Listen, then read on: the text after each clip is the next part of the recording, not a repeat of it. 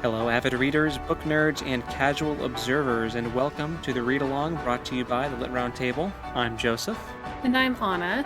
Today we are going through week 1 of The Blade Itself by Joe Abercrombie. So that means that we are reading up until morning rituals. So we'll start there next week. There was a lot. Yeah. There's a lot of ground to cover. Yes. Okay, so the first section was just the prologue, and it's called The End, which I thought was funny. Yes. Yeah, so this one, I mean, we meet, like, who I thought was going to be the main character, but so far he has not had a ton of page time compared Right. to the other people. I'd say he's one of them.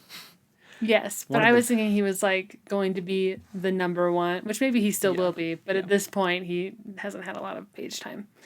And he's barefoot, and he's engaged in this, like, fight for his life, and it's definitely you're starting in the middle of the story. Yeah, and it's against something called a Shanka, Shanka, which I googled pictures. Oh, you did? Yeah. Okay. They're not human. They're like kind of a monster. I get the feeling they're kind of like this universe's orc, you know. They're like they're the generic bad guy grunt that is that the hero can kill without feeling bad about it because they're not humans. You know. Right. That character in your typical fantasy story.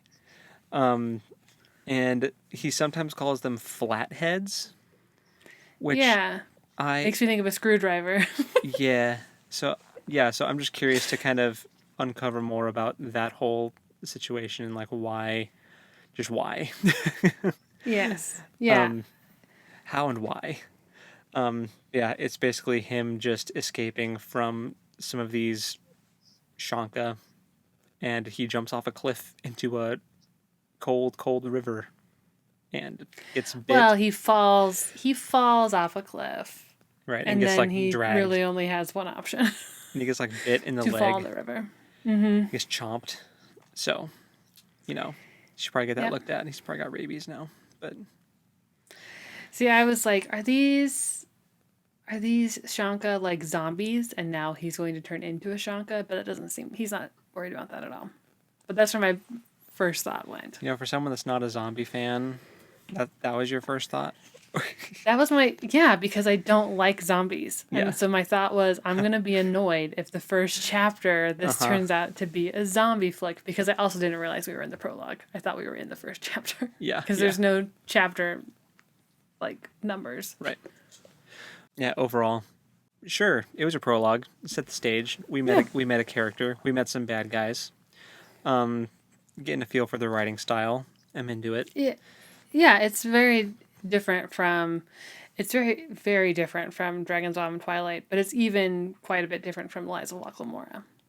Yeah, I mean there's still like the witty banter in this, but it's still different. You're right. Like Scott Lynch has a very unique prose.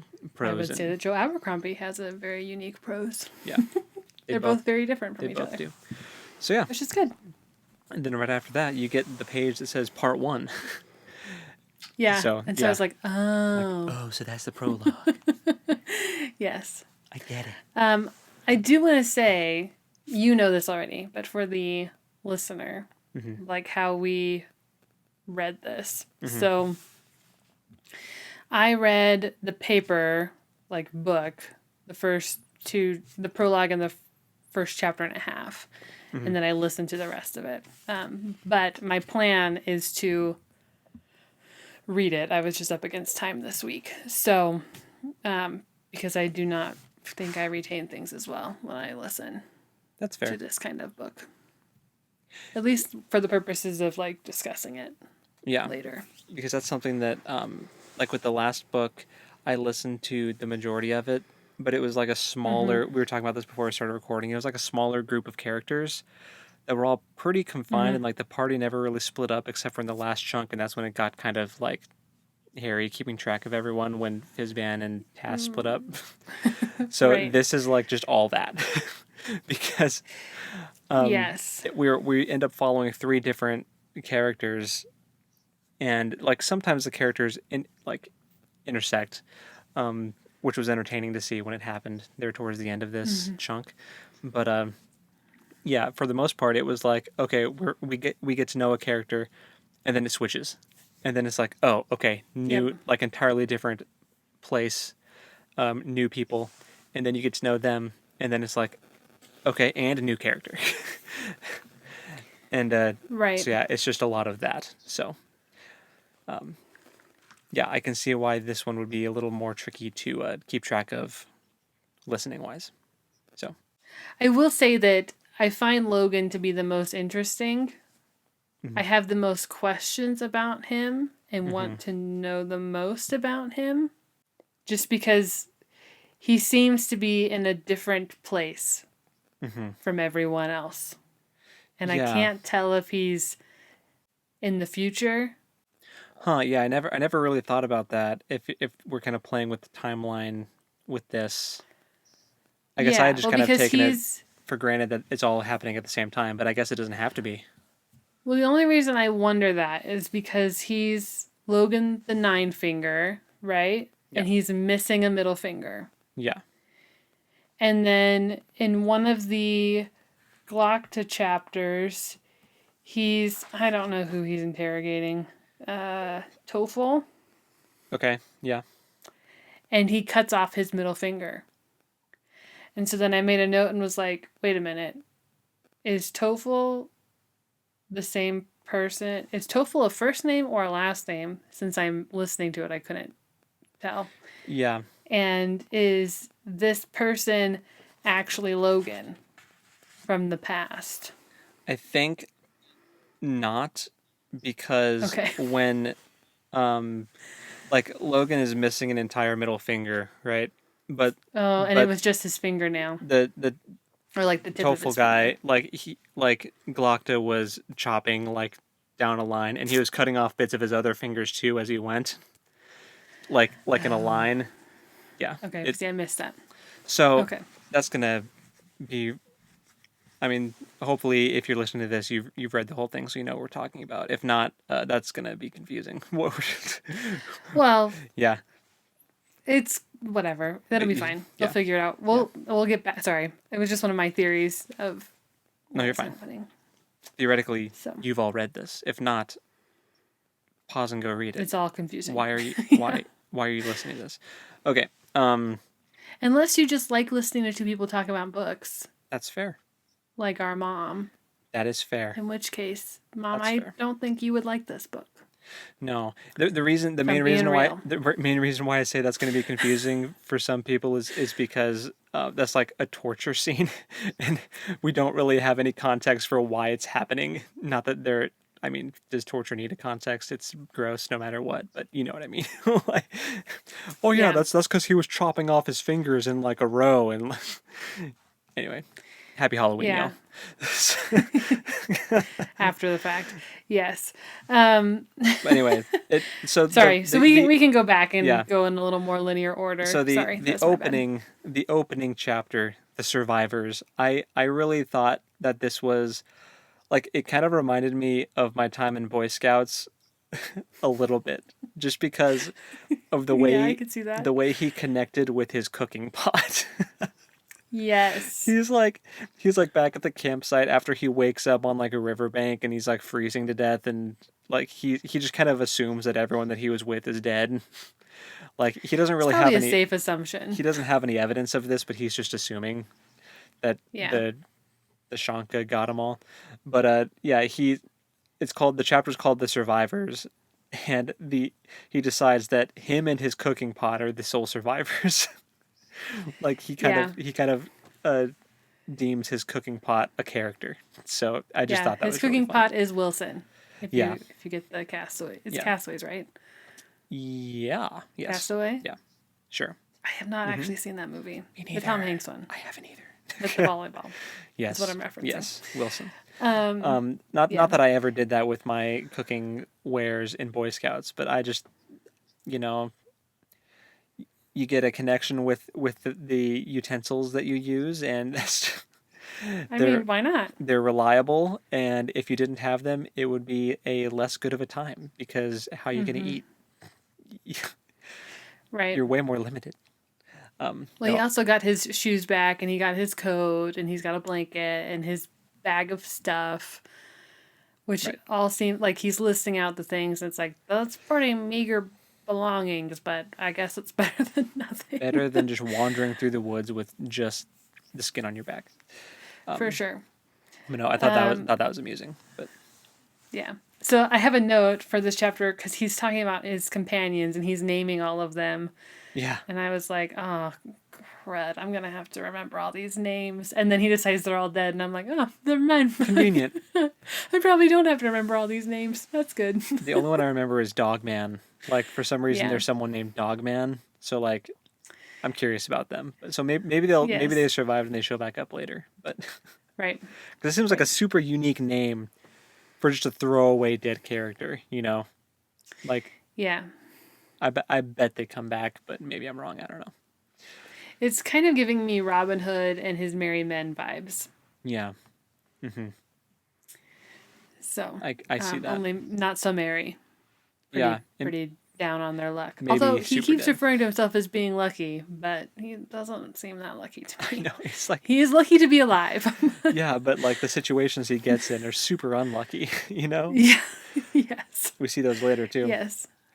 So we spend this chapter getting to know him, and then the next chapter, called Questions, totally shifts characters and setting, and it all changes. Now Everything. we are no longer in the wilderness. We are now in like a city setting, and we are introduced to Inquisitor Glocta, and that's a character. He is a character. I was at first very endeared to him because he's struggling with these stairs.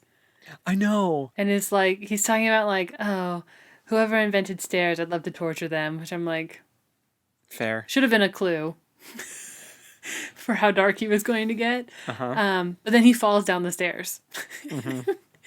And I was like, oh man, this poor guy, he's having quite the time. Quite the And time. I liked when he described, he was like, ah, yes, the sweet moments stretching between when you stub your toe and when the pain actually hits. Like when he stumbles, he kind of stumbles Yes. down the stairs, and then all of a sudden the pain hits, and he's like, ah! Right. And he's so he has a cane, he's got a bum leg. Yeah. So he's also like characterized as like click tap pain. Like that phrase is used over and over again, like when he's walking, because it's the noises that he makes. yeah. It's like click of the cane, tap of the foot, and then pain shooting up his body. Like I think it's click of the heel, tap of the cane, and but what it doesn't really matter. either way. But yeah, yes. So I was at first like, oh, I'm gonna like this character, and then he actually interacts with people, and you're like, oh no, you're a Oh, bad dude. he's a scumbag. He's like he's a terrible person. He's an Yeah. inquisitor. He basically just gets people to confess for things, and sometimes they are definitely not things that they did, or he's making people confess to things that like they did, but like everyone does. So but he's forcing confessions out of people via torture. I mean, Yeah. straight up And Spanish he's Inquisition missing. style. Oh, for sure. And he's missing most of his teeth, which is like disturbing because he like talks about like tapping his teeth. Mm-hmm. And then he like pulls people's teeth, and he's just yeah. And then what do they call the guy that is helping him out? It was The albino. something What's his name? Do you remember? Frost. Hold on. That was a name I did not write down. He's Frost though. His name is Frost, but then the thing before it is Yeah. a title. It starts with a P. Is it Practical? Oh, maybe. Practical Frost. And then there's like Practical like Savarda or whatever his name is. Hold up. I think you're I need right. to go to an actual Yes, you're right. It's practical. I found it. okay. It's Practical Frost, and then there's the other one, which is like Severard, I think is his name. Yep, Severard. Sorry. So yeah, Practical Frost and Practical Severard are like his lackeys, his henchmen. Yes. Yes. And Frost is an albino, which is a funny name for someone who's albino. But he it makes me it reminds me of Princess Bride Yeah. and the Pit of Despair and the albino that's in the Pit of Despair. Yeah. Except I would take that albino Yeah. over Practical Frost any day of the Because week. Practical Frost is massive and will torture you. You know, you just beat you up. Which I mean, technically the albino did too in Princess Bride. Also did, but he was way more reasonable than anybody else involved. Yeah, he at least had like a normal like demeanor about him. This one, he has Yeah, an sort of. interesting. This guy is not all there, you know, like mentally. No. He speaks in like a slurred, like as you're reading it, and I'm sure listening to it, he speaks in a way that's like, okay, he's like got some mental deficiencies, you know. But then Severard, the other practical guy, he's just sadistic. Um, Oh that's yeah. like Yes. that's his shtick. He's just sadistic. I mean, and Galacta is too. You were mentioning his teeth. He talks about it later on how. So basically, we learn in future chapters like his backstory. He's like a POW survivor from like a war. Like he was captured by enemy forces and tortured for however long, and he's like got one of his eyes is messed up. He's got a bunch of teeth missing, and he's got this Oh limp. yeah. He's got this limp. Who knows what else is wrong with him, but that's what we know so far, you know? Oh, and he also said that he has to sit when he pees now. So you can take a guess as to He did say that. I forgot about that. all the things that happened to him. So he's had a super messed up life, but like his teeth, like he's missing his front four teeth, but he has the bottom ones. And he says that they like staggered them so that he like keeps the top tooth, but he's missing the bottom corresponding teeth, which make his teeth useless. So he has to like eat soup. Like because all of his teeth just like intersect, they don't actually connect. So like no, he's had a bad time. My main takeaway from this is that this guy he's like a slimy, scummy individual. He tortures people. He gets confessions out of people via torture, and there's also just a ton of rampant corruption in the city that they're in, which I don't Oh my remember the name gosh. of. But basically, he's torturing this dude for tax evasion. He gets pulled out by his supervisor, like superior, Kalen is his name. He Galacta has to bribe him off to like keep quiet, but then he doesn't keep quiet anyway, and he like tells his supervisor, which is Arch Lecter Sult, and then he gets pulled in to talk with him, and then that guy like wants him to arrest someone else for like who knows what that like has nothing to do with anything, and basically forces. He has to force this ruse guy to make a confession or sign a confession, but also to name this Septan Teufel, who is the master. He's like the master of royal mints, who's like the money guy. He like is in charge of printing all the money. So there's like all kinds of corruption happening, and there's these inquisitor people who are uh, torturing people, and Glokta is one of them. So Yeah. Yep. the main thing that I liked the most about the chapter, I would say, was like the very beginning part where he was like trying to go down the stairs. Though that was like, because that's what Agreed. I was talking about before when we recorded like the last podcast episode, was that Joe Abercrombie is like really good at putting you in the head of the characters, like all of Glokta's internal dialogue and like him trying to deal with all of his struggles with his physical like body and all the pain that he goes through. He does a really good job of like making it relatable to the reader, even if you've never gone through something like that. So I thought that was really well done. So Yeah, I agree. And then he got super disturbing, and I was like, oh, never mind. Don't like this I guess I character. won't like you. Maybe he has a redemption arc. We don't know. I He used to be the golden boy, you know, before he got captured and tortured, right. which we And find out a now little it bit. seems like he's just a broken Now person. he's just the worst. That seems to be what happened anyway. Yeah. Anyway, so after that, the next chapter is called No Choice at All, and we go back to Logan. Yay! I was very confused this chapter because I was only listening to it and I was like, wait a minute, what is happening to our boy? Yeah, so basically, Cliff Notes, he's like, he's going through the mountains, it's cold. Like the blanket that he used to wrap up his wounds and stuff is like rotten and like wrap his feet up and his hands up. So he's like stinky and cold.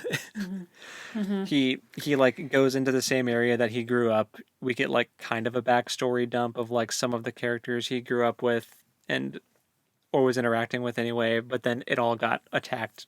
I'm assuming by Shanka again. I think that's still I don't know if he ever said, but that's what I'm assuming. That's also what I assumed, but I don't know if he said either. Yeah. But like basically where he is from no longer exists. And instead of staying in the north, he deduces it to stay in the north and freeze and starve to death or go south. So he decides to go south. Yeah. So did I interpret this right that he had a wife before in a family? Yeah. That's right. Okay. And then he's visited by spirits? Right. Yeah, that does happen at the end of the chapter. And he's like he's got some weird like magical power that I didn't know was going to happen. He can like commune with he can commune with spirits, and he also like sucks up fire spirits from his campfires and can like reuse them and like spit fire out. So he's got some wacky abilities that we're going to have to kind of uncover and learn more about because we don't know anything about them. With this chunk of reading other than he can do it.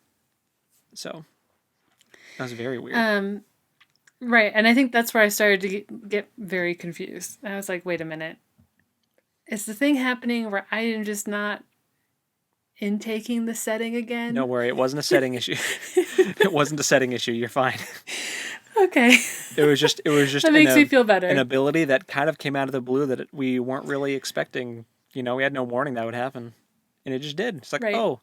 And then I was like, do spirits just like wander up to people in this universe and talk to them around a campfire?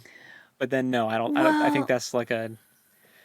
That was kind of how it read, but then they said that they talked about it as if he had summoned them, right? And that fewer of them could come now.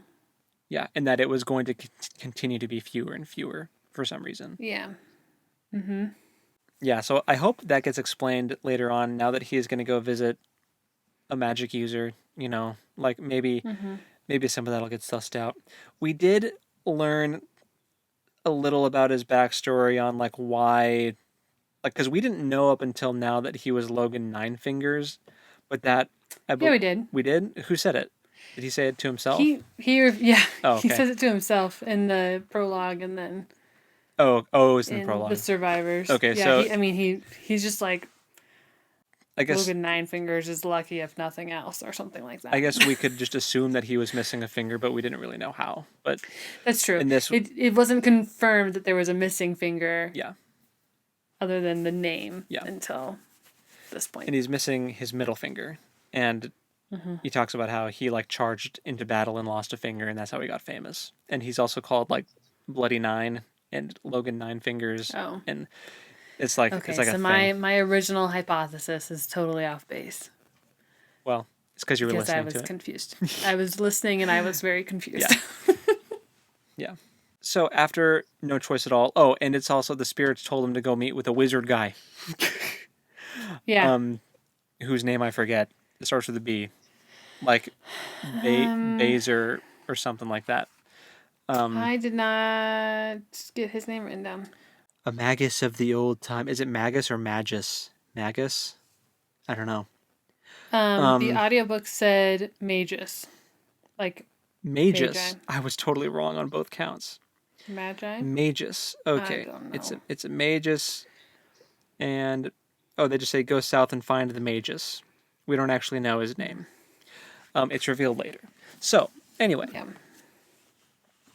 Next is Playing with Knives, which again just kind of solidifies why Logan is your favorite character, because we meet how'd they pronounce it in the audiobook? Did you listen to this one? Giselle. They said Giselle, so I have it spelled like the girl's name, and it's not spelled that way. No, it's Jezal. I thought it was like Jezel. Giselle. And Brent. Brent, yep. Brent. Okay. And there's Major West and Caspa and Lieutenant Jallenhorn. Yeah. So there's a bar scene. Yeah, they're gambling. Lots of drinking. Yeah. It was Then Glockta shows up at some point. Yeah. I would say about this chapter, my overall reaction, I really liked, well, that first section anyway, because there's like them gambling and just partying, and then Giselle, whatever, goes and he has fencing practice with Marshal Varas. Sure. We'll go with that. Yeah.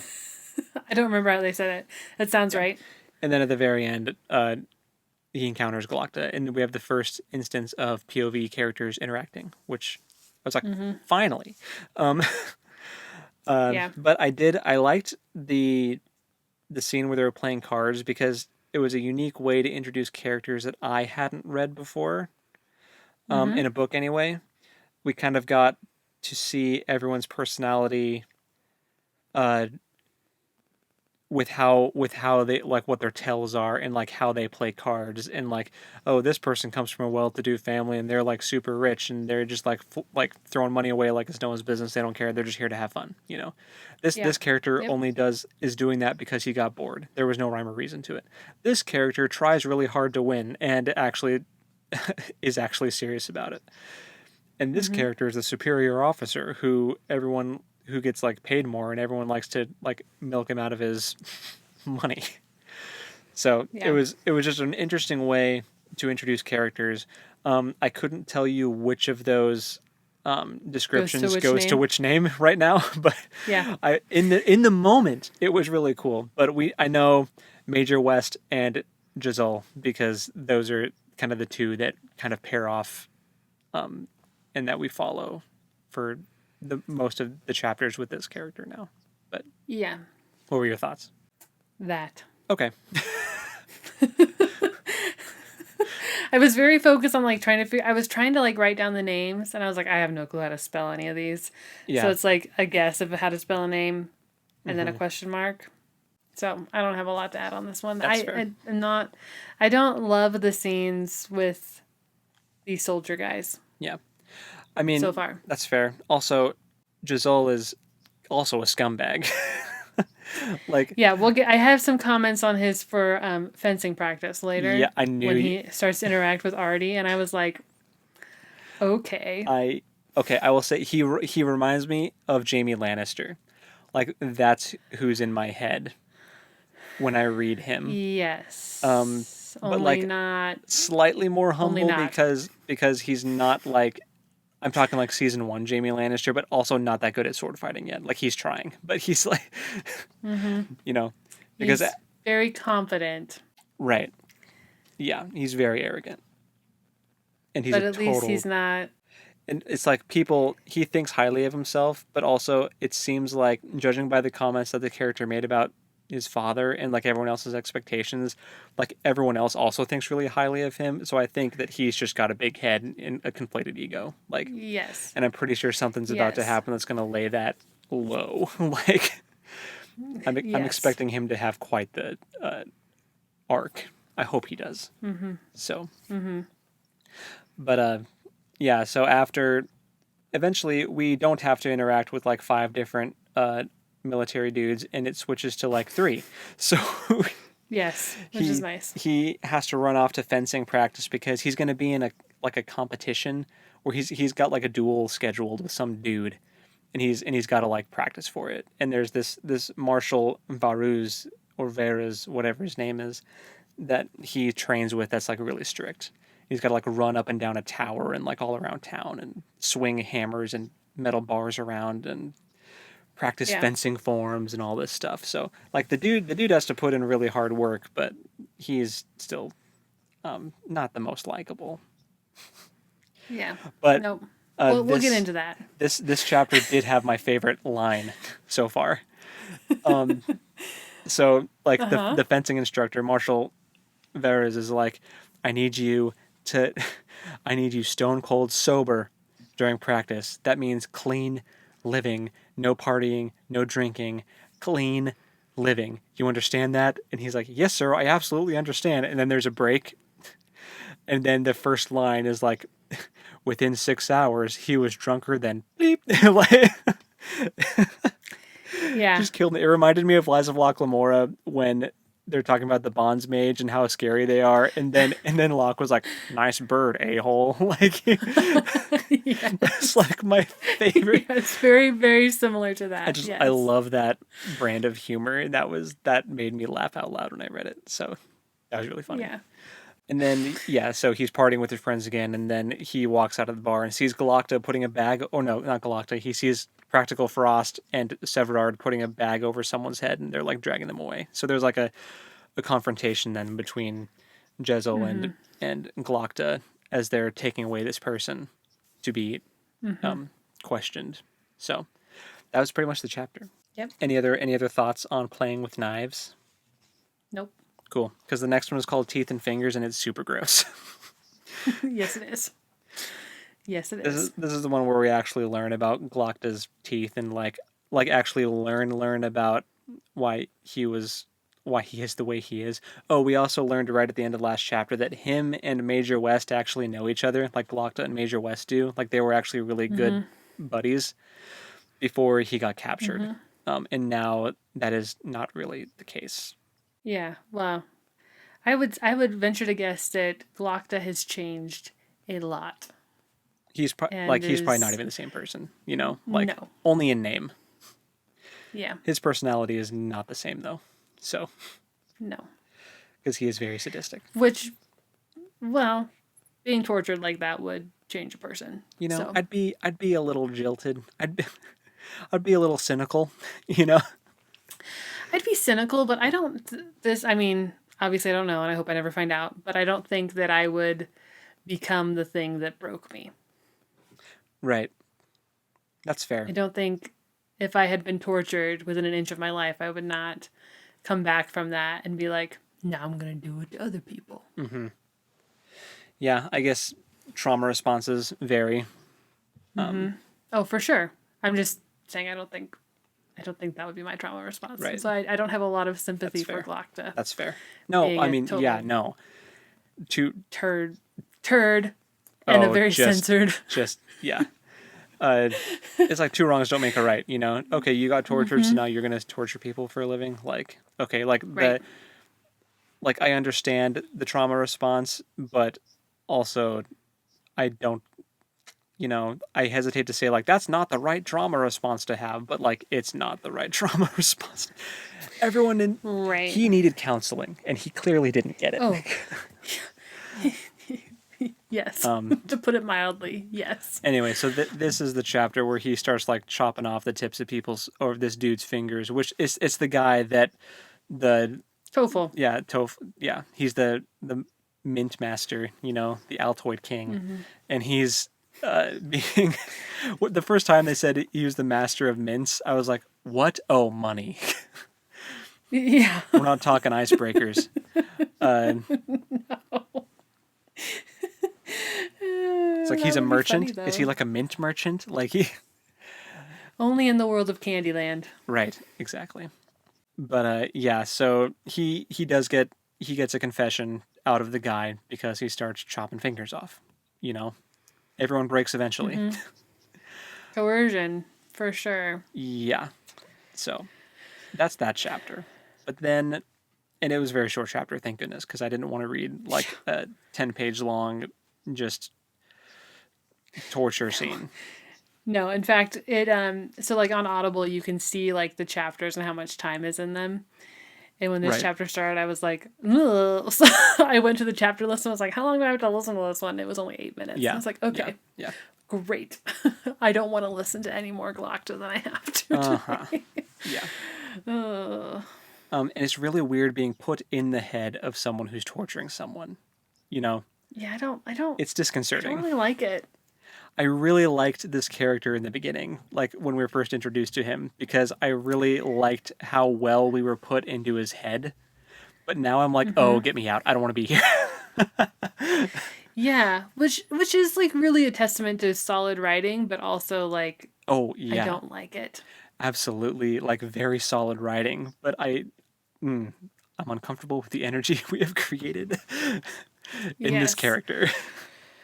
I Yeah. hope he has a redemption or something happens to make him, because he's also got like really witty dialogue, and he's like, it's like he's entertaining, but like it's also just super dark.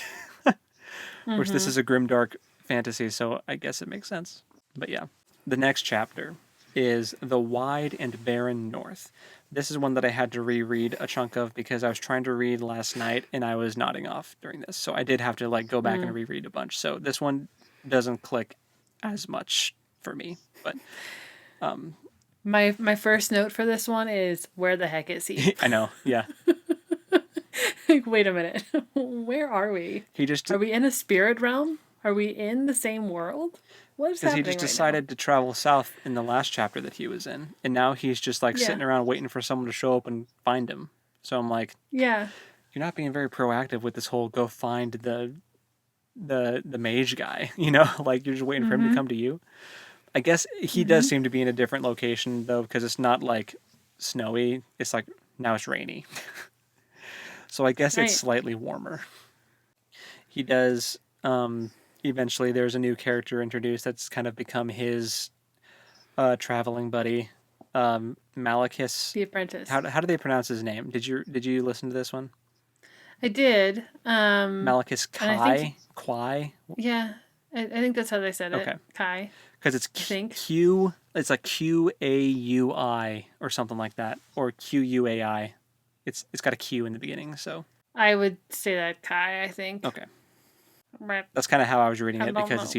it's easier to read it that way. I probably, if I were reading it, I probably would have read that as Quay.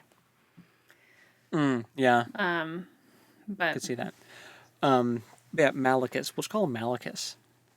yeah, He's his new traveling buddy, and he found Logan, and he he's the was apprentice, he's right? the sorcerer's apprentice. He is Mickey Mouse, and Kind of. yeah, He's kind of an odd little dude. yeah. So we just met the sorcerer's apprentice Malachus, and he was sent by the mage who was like the first mage or whatever. He's like apparently really super important, but Yeah. yeah. So he sent Malachus to find Logan, and now they're off to find. We're off to see the wizard. You know, that's pretty much what's happening. In this scenario, I would say that Malachus is the Scarecrow, and Logan is probably the Tin Man. No heart, no brain between them, huh? Yeah, Or just one of each. with the way that because fencing practice was the last one, right? This is the one where they right. Fencing practice is the last chapter. Yeah, so the Wide and Barren North is like they meet, and then there's like a little bit of a time jump, and then they're just like traveling together on the road, and they get jumped by some bandits, and Logan like stabs a 14-year-old in the throat. I for sure missed that. I don't know how you missed that. I don't know how I did either. I didn't read 'Cause that ahead, is- did I? No, I definitely No, I don't. I don't think you did. stopped I at the think morning I. ritual. I think I probably heard it and was like, "Oh, that had to belong to the next chapter with these other scumbags." It happened. It happened at the end of this chapter. So they got attacked by bandits, and Logan got to flex some of his fighting skills. And you know the fire spirit that I was talking about that he can just slurp up out of his campfire. He spit that at a dude's face, and lit his head on fire. You don't I remember have this? to reread. Yeah. I have to reread. Just if you just reread like the last half of that chapter, you'll get all that. But Yeah. there was like a 14-year-old. 'Cause There was like a My 14-year-old last note boy. is he stoked up the fire? Question mark Maybe you accidentally for that chapter. didn't. Maybe I accidentally skipped ahead. I think you might have. Now you know. Yeah. You got to go. Okay. You got to go finish that. Wow. Spoiler for me. Yeah, because there's like a 14-year-old archer with the bandits that's trying to shoot him, and he just no remorse, just takes this kid out. Like man. doesn't even care that it's a 14-year-old. I mean, he was trying to kill him, and anyway, so that happened. We did get to see he's a very good fighter. he took out like three Yeah. bandits by himself because goodness knows Malicus wasn't going to do anything. He's the Scarecrow. He's got no brain. And he didn't. Yeah. And Logan has no heart. Exactly. So Logan took care of business. Yeah. Interesting. So yeah, go reread that chapter, Anna. I will go reread that. I think I'm going to reread most of, except maybe the Teeth and Fingers chapter. Don't reread that. You're fine. Just start with the Wide and Barren North. Okay. And just go from there. You don't need to. Don't hurt yourself. Okay. Thanks. And then the last chapter is called Fencing Practice. And this one, double meaning, because he's like still doing the fencing practice with the dude, Varus, whatever his name is. But also he gets roped in into showing Major West's sister around the town. The town whose name escapes me. I don't remember the name of the place they're in. I don't remember either. It has been said a couple times, but it hasn't stuck in my brain. Yeah, so I really appreciated like the double meaning of the chapter name, because like fencing practice, and then while he's showing around Major West's sister Artie, that's also kind of fencing practice. Because of it was explained in the last sentence. I'm gonna prove that I'm not an idiot. Okay. I don't think you're an idiot at all. He could not escape the feeling that he had been outfenced twice that day, once by each sibling, because Major West is who he fences with, who he spars with, and then he rather fancied that the sister had given him the worst beating. So I'd say she did. That's what I meant by how I appreciated that meaning. So Anna, take us into your thoughts on this chapter, because I know you've got thoughts about this chapter. Well, my thought on this chapter is that Giselle is a misogynist. Yep. And a scumbag. Yep. And anytime he's talking or like thinking about Artie, she's very clearly flirting, or not necessarily flirting, because I don't think she's interested in him at all. Yeah. But she knows what's up. Yeah. She's intentionally flirting she's playing a game. Yes. And she's doing a very good job of it. Yeah. But there's a scene where she's like leaning over and trying to like get something off of his tunic or whatever. And he's like, the artless ways of this country girl. Does she know that I can see down her blouse? Absolutely, and I'm like, she does.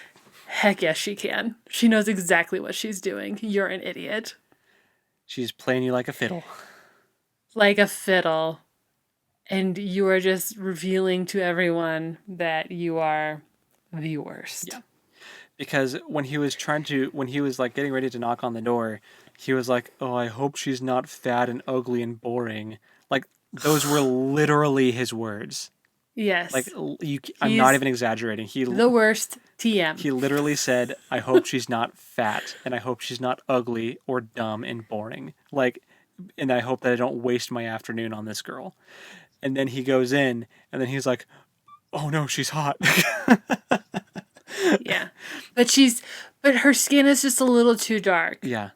So she's not protecting herself from the sun like she should. And like she's not skinny like all the the prettiest girls. Like, she's not the skinniest, but she's passable. And she has really dark eyes, so she doesn't have blue eyes, which is like, the blue-eyed girls are the prettiest, but her eyes are still pretty. Anyway, yeah, he's the way he's like thinking about her beforehand, and when he like sees her for the first time, is super scummy. Like, he has no respect for women outside of like what they can do for him, like sexually or socially, which is pretty much what he says. Yeah. Doesn't he talk about how like impressionable country girls, and how he can like use them. They don't know anything, and he can just use them for what he wants. But then there's like the sophisticated high society women that he would like consider marrying. So it's like, one, he's like looking at like cattle, like he's trying to choose the best stock, and the other one he's looking at like a plaything that he can just use and abuse and throw away when he's done with it. So he is the worst. For sure. For sure. I hate him. But I like Artie. No, yeah, I really like Artie's character because She's something else. she In a is good way. working him over. Like, I hope she like steals all his money. Crossover. She is actually the girl from Lies of Locke Lamora that we haven't met. That is Locke Lamora's love interest, and she's in The Gentleman Bastards, and she's gonna steal all his money. That would be excellent. I would love that. If you Yeah. haven't listened to our I don't have Lies of a Locke lot Lamora read along, go listen to that. You should. It's a good book. You should read Yeah, it for sure. anyway. Yeah. Yeah, I don't have a lot of time or space in my brain for Fatbovic fictional meatheads, which is essentially what Giselle is. That's why he kind of solidified himself in my brain as like season 1 Jaime Lannister. in his attitude and demeanor. Yeah. Just super pompous and arrogant, and just views everyone like something that he can use. It's gross. He's gross. I really hope gross. that he has something needs to happen to knock him off his pedestal. I hope that this fencing match he gets just totally annihilated. I kind of hope that this turns into Logan against the rest of them. And that Logan... See, this is where we can make fun predictions, and then we'll see at the end of the book how Exactly. wrong we were. This is my hope. My hope is that Logan will come up against Glokta and Giselle and smite them both. And then he will... And spit fire out of his mouth. And Artie will be like, that's my kind of dude. Yep. And then... And they'll team up. They don't have to be like romantically Yeah. involved. Just teamed up. That would make me very happy. I do like Major West, too. Major West is... Yeah. Because he's a decent guy. Yeah. Uh, Yes. He can hang out with his sis and Logan. some of like the camaraderie with like these military characters is reminding me of Full Metal Alchemist Brotherhood, because we're watching that right now. So like sometimes I can't, Yes. I can like Major West, I just picture Major Armstrong. Yeah. Oh, yeah. Oh, I like that. And then the other ones are like the other random ones, you know. But anyway, if you haven't seen that anime, that doesn't mean anything to you. But you should watch it if you haven't, because it's good. But anyway. You should. It's on Netflix, so it's super accessible. Yeah. So fencing practice ends with, like, we actually do get interaction. Like he shows her around the town, you know, she's asking all these questions. He's giving like the rigid history book answer to all of her questions. And just he's the boring one. Oh, yeah, he is. But they actually meet up with Glokta and the other Inquisitor people, which, nuts, I forgot the word again. P word. Practical Frost and Practical Severard meets up with them again, walking down the street, and it's revealed that Artie actually knows Glokta, and she calls him by his first name. So there's some backstory there where, because since Major West and Glokta like kind of grew up, I don't know about grew up together, but they like came up in the military together and they were really close friends. Well, she revealed that Glokta lived with them for a while, I think. Or at least came to Right? visit them. Like he was a close like family friend of, like he was a really good friend of When he was the golden boy. when he was because that's what they say that Giselle is now. He's the golden boy. But back in the day it was Glokta. So yeah. That was an interesting interaction, and she actually got a kind of human response out of Glokta, because she was like, "How are you? How are you feeling?" And he's like, "Nobody ever asks me that." Yeah. So I was like, Yeah. "Oh, I like Artie. She's too. shaping up to be one of my faves." I guess we'll see. She still has plenty of time to do something That's despicable. true. That is very true. But at this point, she seems legit so far. I also didn't realize that Logan killed a 14-year-old. You're gonna have to go back and. I mean, was it self-defense? Yes, but could he have probably disarmed and not killed the 14-year-old? Yeah, Probably.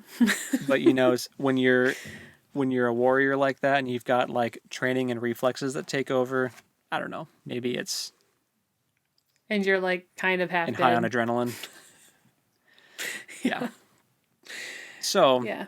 that was the first Funny. section of the blade itself. What are your overall thoughts on this first chunk? I feel kind of like ambivalent. Is that the right word? I don't know if that's the right word. I feel kind of like bleh Yeah. about it. Just because I like likable characters. And I struggle when there aren't likable characters. Yeah. And so far, Logan and Artie are the most likable, but they have not been in the story very long. But I did read several other like reviews today, where people were like, it kind of has a slow start, but stick with it. So I'm hoping that as we get into the next section of the reading, that it will pick up for me and I'll feel more connected to it. Because right now I feel not connected to it. Yeah, it's like you have to watch, or you have to like have a story where there's characters you're actually invested in, and when there's only two and they have less than half of the page time, I get it. I enjoyed it. I would say this is definitely striking me as more of like a character study, and like this is very obviously super character driven. Like it seems to me like that is where Joe Abercrombie really shines so far, is his character development. In that even though someone isn't likable, you at least kind of understand why they are the way that they are, and there's, at least to me, they're still interesting to read, even though I don't like them as people. So that's because I guess I'm slightly different to you in that I don't have to like the character as a person to want to keep reading the Yeah. character, because if I'm like interested in the character, like I'm interested in Glocta, in learning more about his backstory and like what crazy machinations are going on behind the scenes with this corrupt city and like what he's going to be involved in. And I'm interested in seeing Giselle fall on his face and get humbled. Yeah. But I can see Yeah. why I see why you think the way you think. That's valid. Yeah. So I mean the closest thing that I've read that I can compare this to would be Game of Thrones, as far as like I mean the stories are nothing alike, Right. but as far as tone and the way that it's very like Game of Thrones is an interesting book because it's very character driven.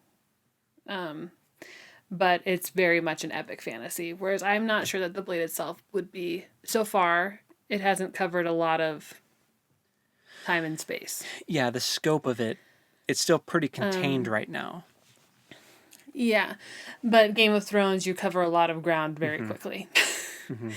And I'm thinking of like the POV characters in Game of Thrones. Like Tyrion is by no means a likable character in the first. He's a likable character, but he's very gray. Yeah. Like you have no clue what his allegiance is, except that he's for himself. But he's one of my favorite chapters to read in Game of Thrones because he is so interesting.